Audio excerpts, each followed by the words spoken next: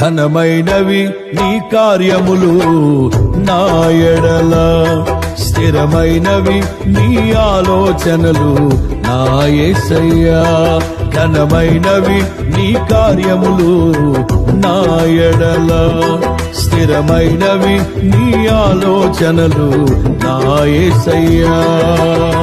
కృపలను పొందుచు కృతజ్ఞత కలిగి స్తుతులర్పించెదను అన్ని వేళలా. కృపలను పొందుచు కృతజ్ఞత కలిగి స్తుతులర్పించెదను అన్ని వేళలా. అనుదినము నీ అనుగ్రహమే, ఆయుష్కాలము నీ వరమే.